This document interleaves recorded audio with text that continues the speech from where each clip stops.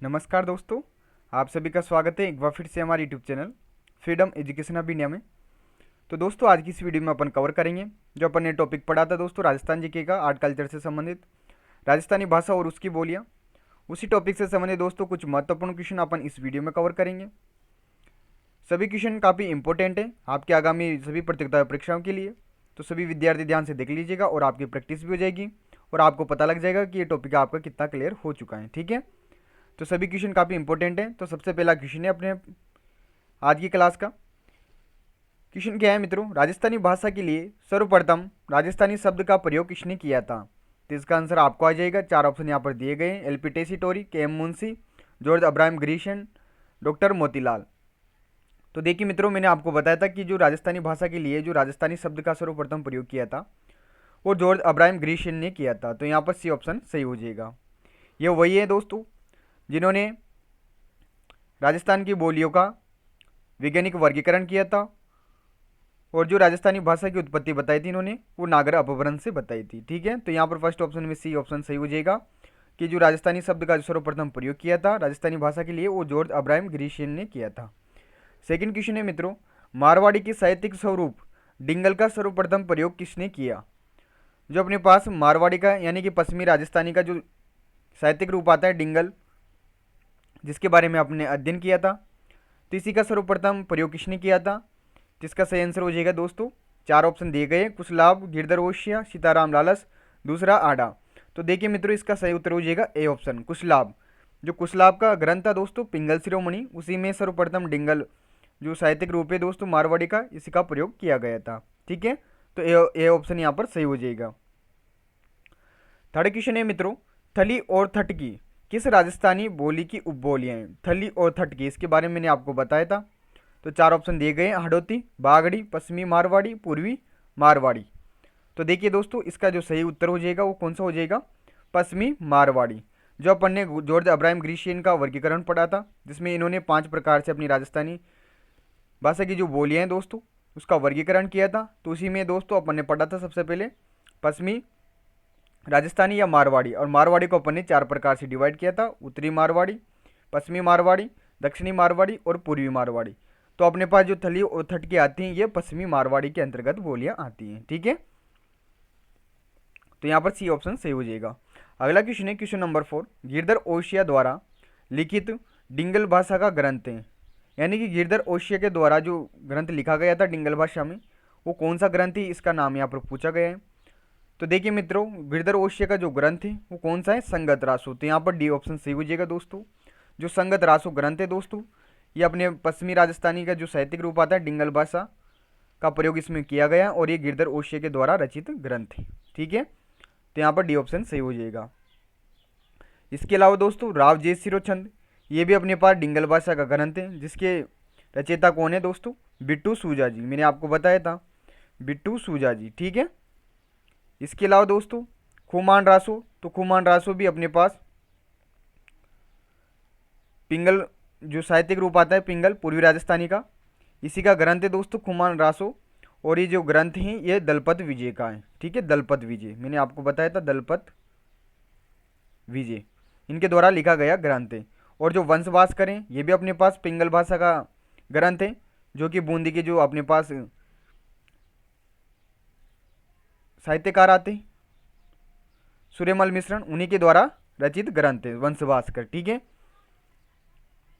तो ध्यान रखिएगा मित्रों, संगत रासो गिरधर ओशिया के द्वारा रचित डिंगल भाषा का ग्रंथ है और राव जयसिरो चंद ये भी डिंगल का है, जबकि कुमार रासो और वंशवास ये दोनों अपने पास पिंगल भाषा के ग्रंथ हैं। ठीक है, कुमार रासो के रचनाकार हैं दलपत विजय और वंशवास करके हैं दोस्तों सूर्यमल मिश्रण। ठीक है, इसके अलावा दोस्तों सूर्यमल मिश्रण की एक और अपन ने रचना पढ़ी थी वीर वीर सत्सई। ठीक है, वंशवासकर और वीर सत्सई, तो ये दोनों रचनाएं अपने सूर्यमल मिश्रण जी की हैं। ठीक है, अगला क्वेश्चन है 5वें नंबर का, संत दादू दयाल वो उनके शिष्यों का साहित्य जिस भाषा में है वह है, यानी कि अपन ने पढ़ रखा है कि जो संत दादू दयाल जी आते हैं और उनके जो शिष्य आते हैं उनका जो साहित्य है जितना भी साहित्य है वो किस भाषा में है?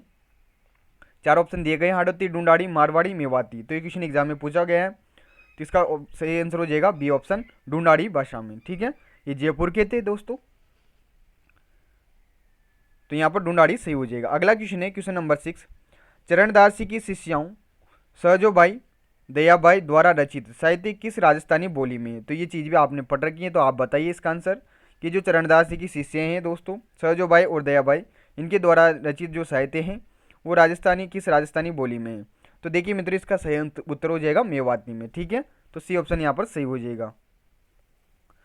अगला क्वेश्चन है क्वेश्चन नंबर 7, पृथ्वीराज राठौड़ द्वारा लिखित वेली कृष्ण रुक्मणी नामक रचना किस राजस्थानी बोली में लिखी गई है।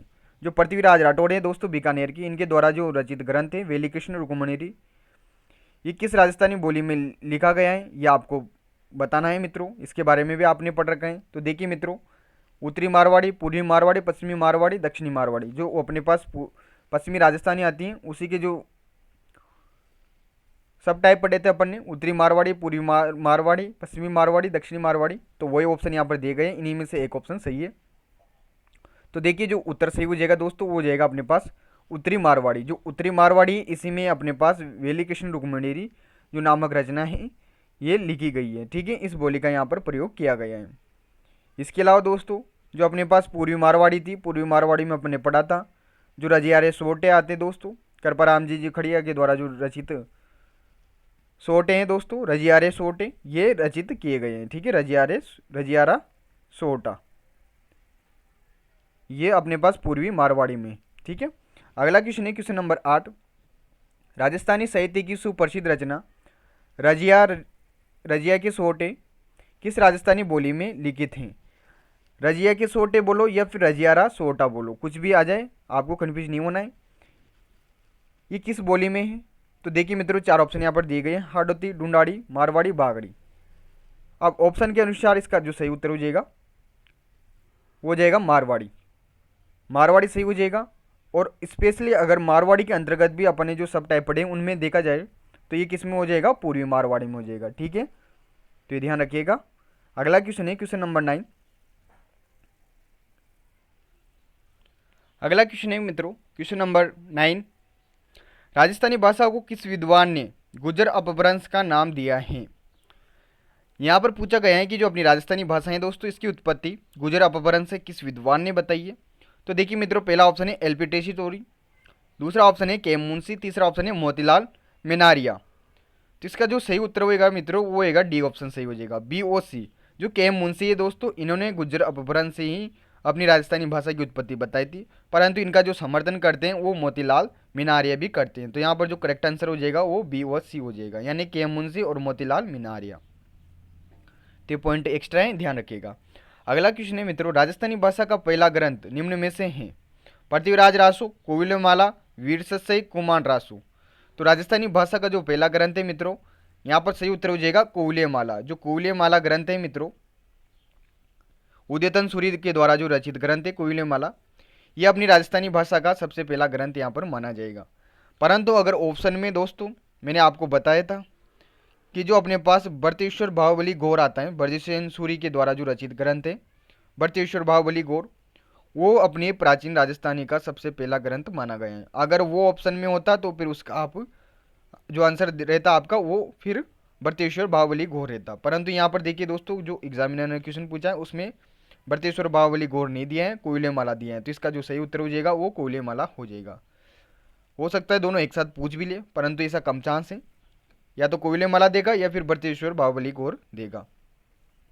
देखा जाए तो मित्रों, जो राजस्थानी भाषा का जो ग्रंथ है स्पेशली वो भरतेश्वर बाहुबली गौर है, क्योंकि उसमें ज़्यादा अपने पास राजस्थानी भाषा का उल्लेख देखने को मिलता है। जो कोयलेमाला है इसमें केवल अपने पास जो 18 भाषा इसमें प्रयोग में की गई थी उसमें से एक अपने पास मरु भाषा थी, इसलिए इसे भी पुराना ग्रंथ माना जाता है। ये 8वीं सदी का ग्रंथ था मित्रों, और इसके जो रचनाकार हैं वो उद्यतन सूरी हैं, जबकि भरतेश्वर बाहुबली गौर के रचनाकार है ब्रजसेन सूरी। तो ध्यान आपको रखना है। अगला क्वेश्चन है मित्रों, पिंगल शैली का ग्रंथ खुमान रासो के रचयिता हैं। तो अभी बताया मैंने आपको, खुमान रासो के रचयिता कौन है, दलपत विजय। तो ए ऑप्शन यहाँ पर सही हो जाएगा। अगला क्वेश्चन देखिए मित्रों, क्वेश्चन नंबर 12 है, हाला जालारी कुंडलिया नामक प्रसिद्ध भक्ति रचना के रचयिता थे। जो हाला जालारी कुंडलिया हैं दोस्तों, ये किसके द्वारा रचित भक्ति रचना है, ये यहाँ पर पूछा गया है। तो इसका सही उत्तर हो जाएगा दोस्तों, ये आपने पढ़ा है, कवि ईश्वरदास बारठ।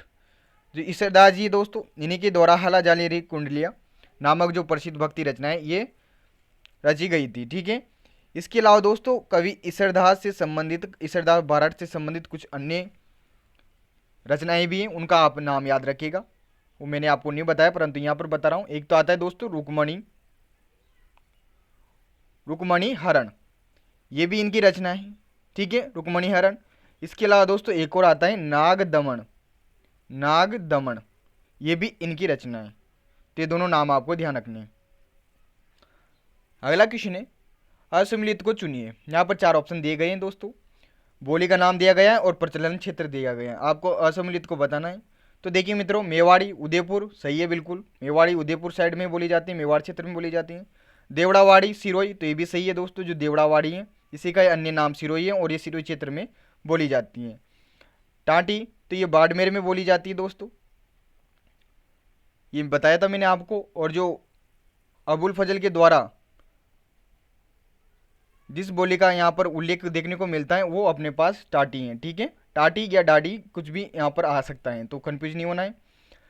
इसके अलावा दोस्तों 4th ऑप्शन दिया गया बागड़ी, ये सीकर का ऑप्शन यहाँ पर दिया गया है, बागड़ी सीकर में बोली जाती है, तो ये बिल्कुल गलत हो जाएगा मित्रों। जो बागड़ी है ये बागड़ क्षेत्र में बोली जाती हैं, यानी कि बांसवाड़ा डूंगरपुर जिलों में बोली जाती हैं। ठीक है, तो इसका जो करेक्ट आंसर हो जाएगा वो असम्मिलित युग में वो डी है। ठीक है, इसका जो सही उत्तर हो जाएगा वो हो जाएगा यहाँ पर या तो डूंगरपुर आता है या फिर बांसवाड़ा आता है। ठीक है, बागड़ क्षेत्र।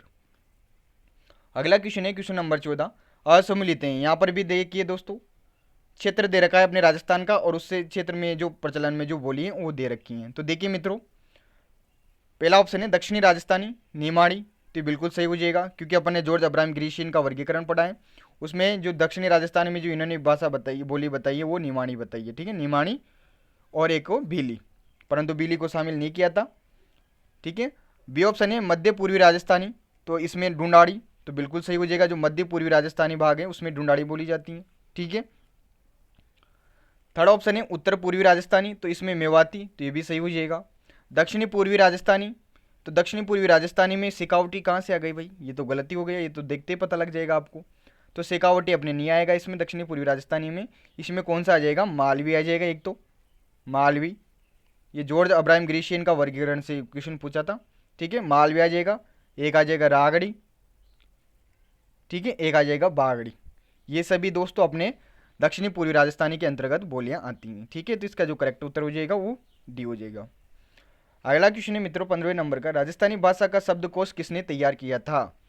तो मैंने जो साहित्यकार वाला जो लेक्चर पढ़ाया था आपको उसमें बताया था दोस्तों, जो कि राजस्थानी भाषा का शब्दकोश किसने तैयार किया था, तो इसका सही उत्तर हो जाएगा सीताराम लालस के द्वारा। ठीक है, सी ऑप्शन सही हो जाएगा। अगला क्वेश्चन है 16वें नंबर का, कीर्तार बावनी के रचयिता हैं। तो मैंने आपको बताया है कीर्तार बावनी के रचयिता कौन है, दूसरा आडा। ठीक है, दूसरा आडा, और दूसरा आडा ने ही जो पृथ्वीराज राठौड़ का जो ग्रंथ है वेली कृष्ण रुक्मणेरी उसे 5वां वेद कहा है, ये भी अपन ने फैक्ट पढ़ा था।